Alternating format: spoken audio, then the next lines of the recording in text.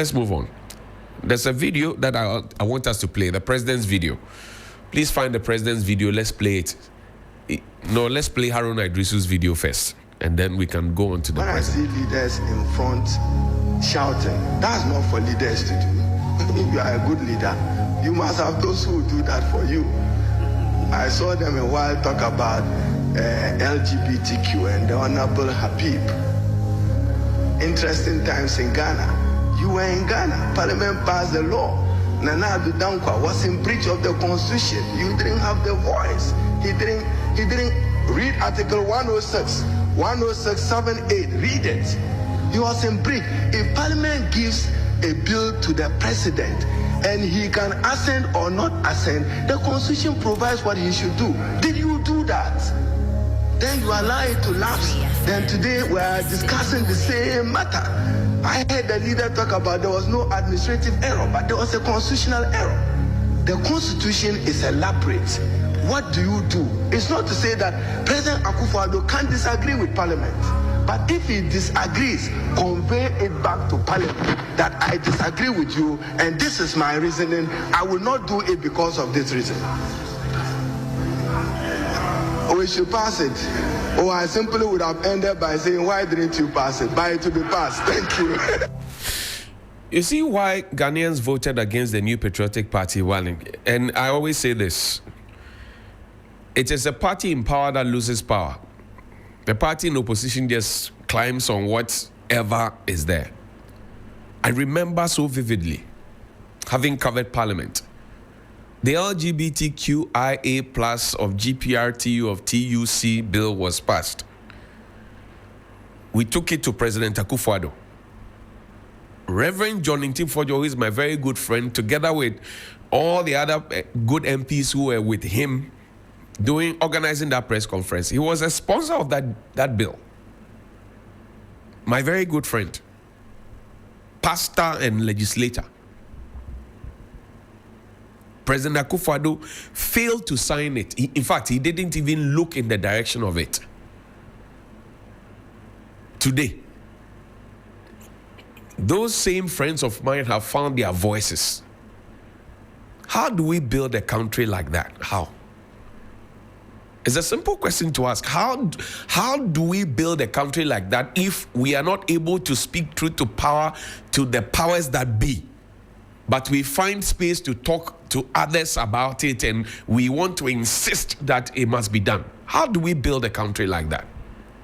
How do we do that? How do we do that? How do we build a country like that? It's a simple question. Yesterday, I asked a question about, since you remember the auditor, somewhere in the Ashanti region. Yesterday, I got information that the man has packed out of the office.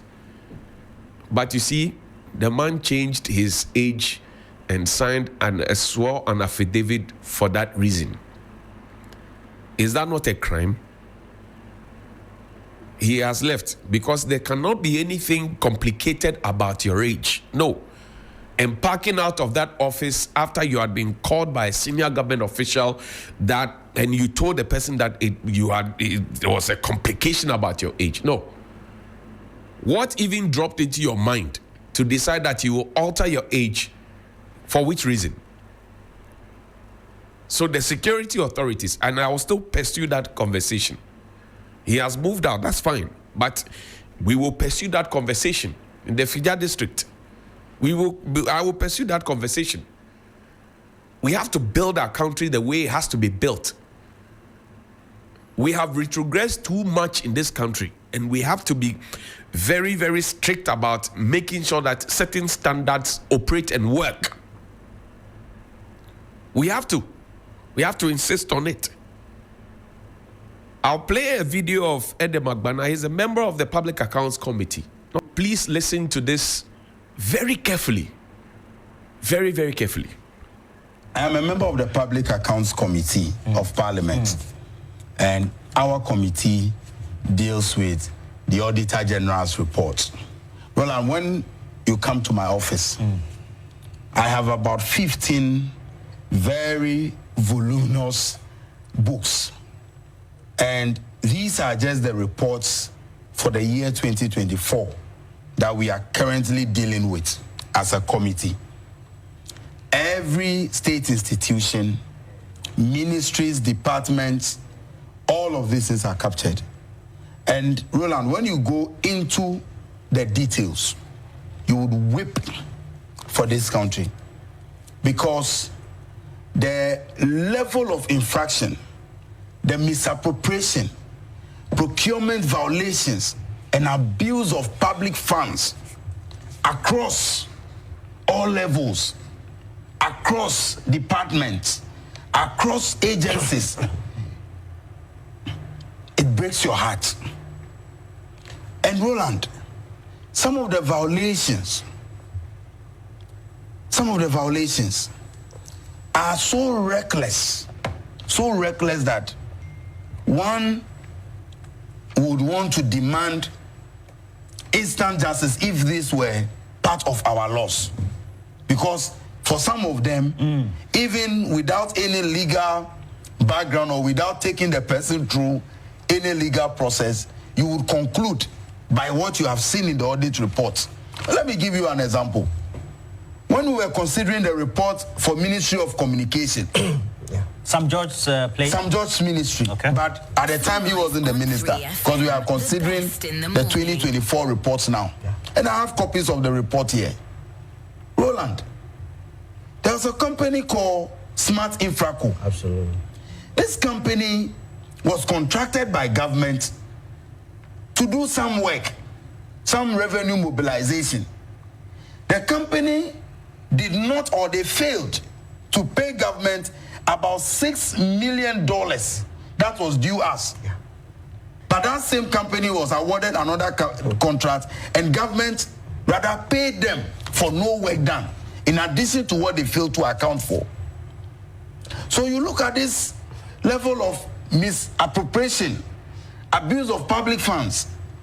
As a committee, when we go into the issues, and let me explain how Public Accounts Committee works. When we invite those responsible for these infractions and we question them, after that we present our reports to Parliament.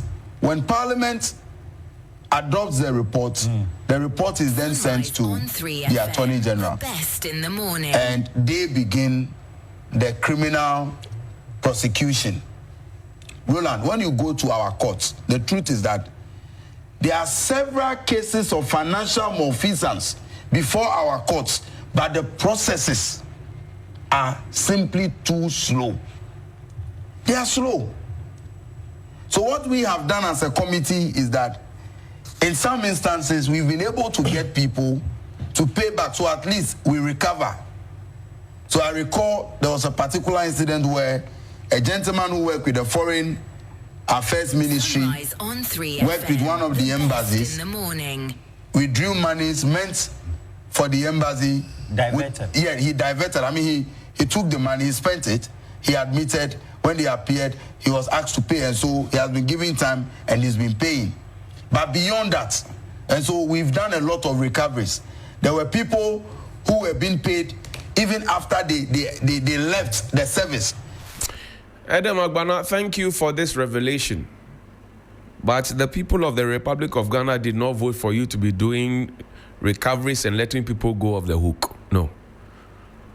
If Sixtus and I go and get $500 million or 500 million cedis, in 6 months we can turn the money around and do something.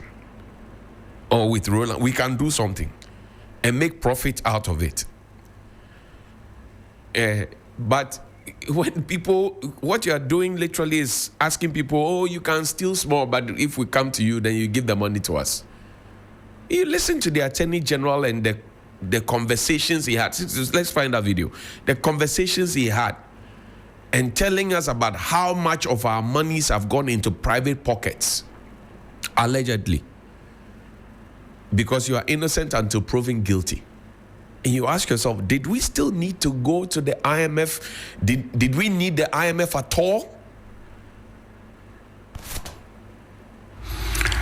Ladies and gentlemen, as far as the oral investigations are concerned, the status report is as follows.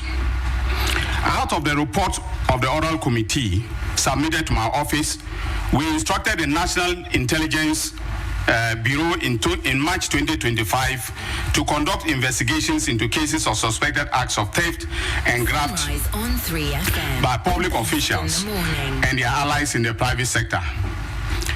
The investigations were necessary because the oral committee reports did not contain the evidence required to prove the guilt of the suspects in court beyond reasonable doubt.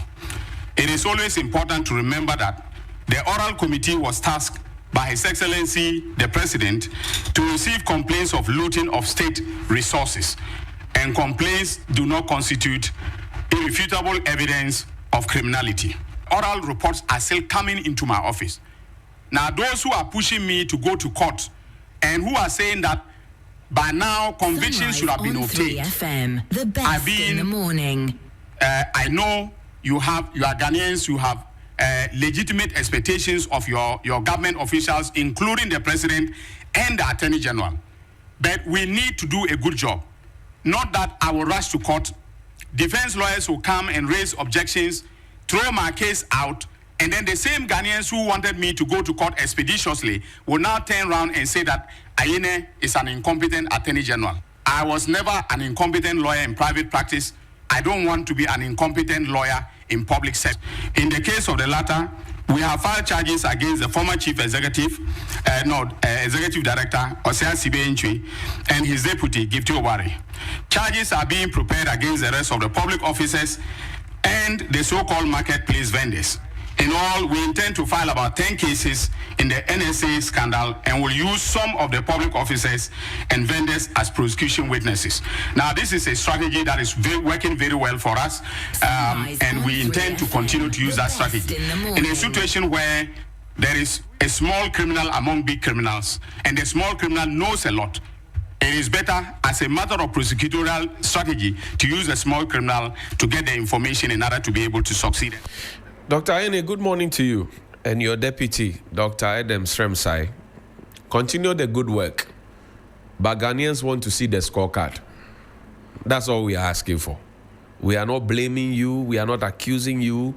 We want to see your scorecard like that of lawyer Joyce Bawa Muktari. We want to see your scorecard like that of Julius Debra. We want to see your scorecard like that of Dr. Callistus. We want to see your scorecard like Beatrice. And we want to see scorecard.